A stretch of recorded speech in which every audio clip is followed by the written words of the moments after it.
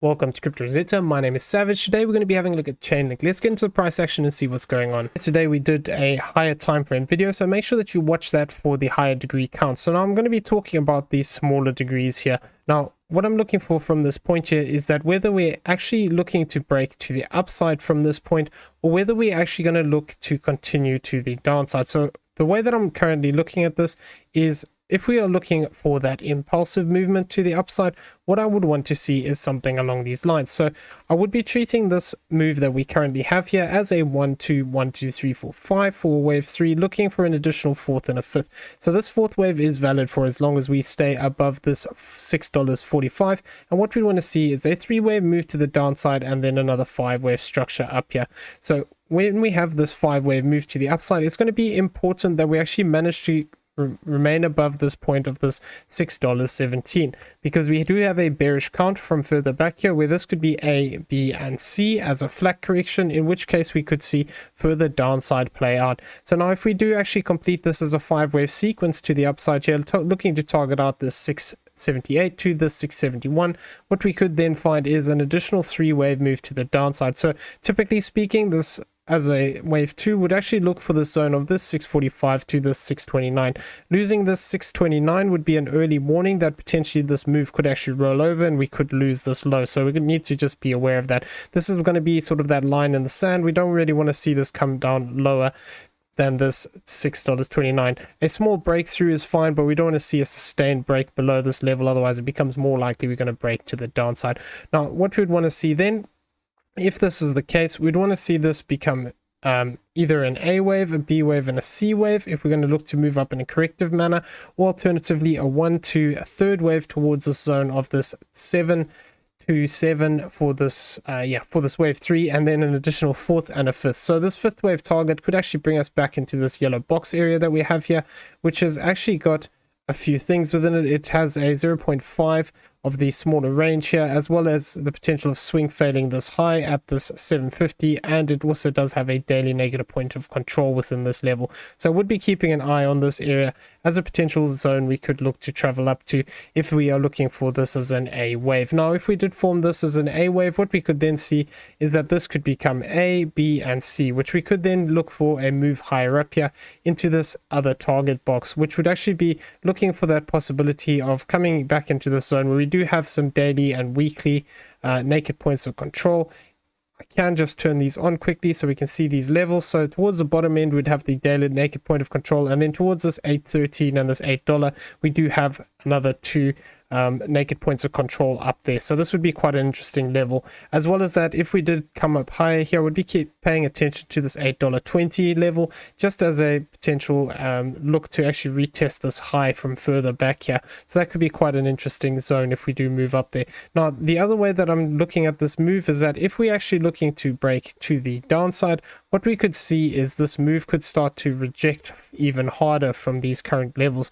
So what I would still be anticipating within this move is still seeing that additional 4th and a 5th wave. But then once we actually complete this as a 5-wave sequence to the upside, what I'd then be looking for would be that possibility of breaking down in a bigger way. So now I would be looking for this 3rd wave towards this $5.33, and this would actually be indicating that we're going to start to break down in a bigger way, where this becomes 1, 2, get a bigger 3rd, 4th, and a 5th. Now, invalidation of this comes by crossing this $7.28.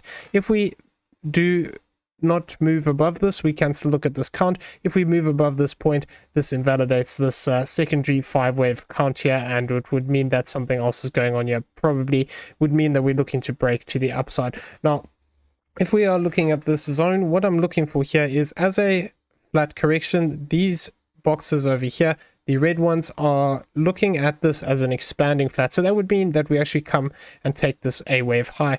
Now, what we do also have here is, as a running flat, this area of this $6.76 is quite an interesting zone. This would also tie into coming back into this 50% mark, which is a common target area of a flat correction. So if we do see an additional 4th and a 5th here up into this zone and then start to reject and take this low, this could actually mean that we still have deeper to fall here, and we would be looking for this zone of this $5.33. We could argue that we could look for this 1-to-1, but given the current structure here, it would be more likely at this point then that we would actually be looking for a third wave.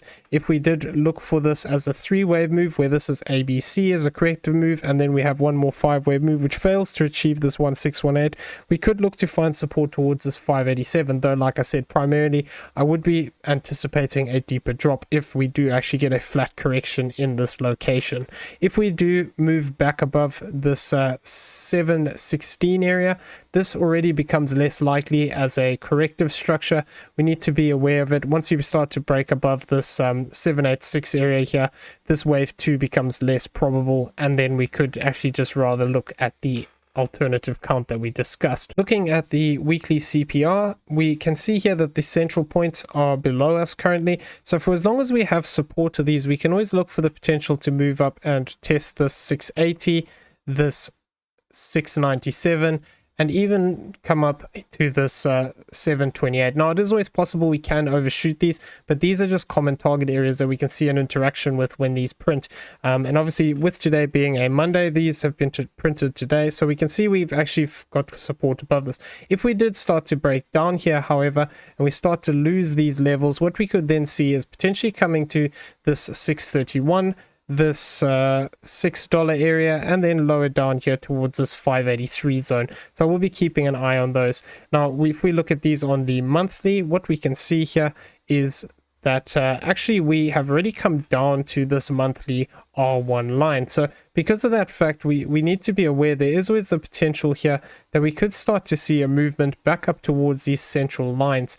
Now, if we did actually see a bigger move up here towards these central lines, that would invalidate this bearish count here, and would potentially mean that we are still looking at this as a bigger corrective structure at that point. It depends how we actually develop, but if we did get this as a bigger A, B, and a C, this could actually tie into that idea of coming back into this zone for the triangle that we discussed in the macro video, where we're looking for this target of either here towards the 799 to the 789, or this other region here, which could be a separate target for it, this 777 to this 768, which could actually tie with coming back into this top end of the CPR range. Now, if we are looking to actually progress higher here, and we do manage to get back above these central lines, what we could see is potentially a move up towards this S1 line, which would be here at this $8.30, this S2 at this $9.60, or even this S3 at this $10.37. So we're going to keep an eye on this as price develops here, but those would be potential targets that we could actually look for.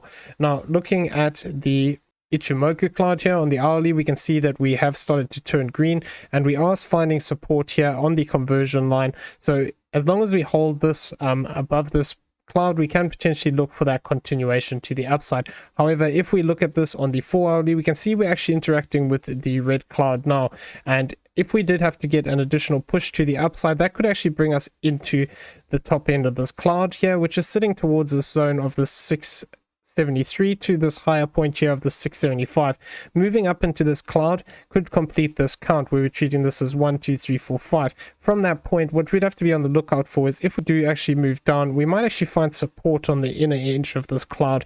So that could be towards this zone here of the 643 to this lower range of the 645. Finding support in here could lead to that continuation to the upside. Now, if we did have that play out and we look at the 8-hourly, we can see here that we are just touching onto this. So once again, you know, this is a 4th and a 5th, could bring us into this 8-hourly, and we could actually face a bigger rejection. We need to be careful of that. However, if we do start to move through this zone, what we could potentially see is, you know, that possibility of starting to build up this move and developing a move back into this higher range of this cloud, which would be towards the 751 area. Now, moving into this area would be quite an interesting zone. Once again, we do have that possibility of this being an E wave as a triangle. We could see the 618 relevance play out here. But as well as this, we do have a target box in this zone, which is a 0.5 on the retracement to the downside, as well as having that daily naked point of control in this zone.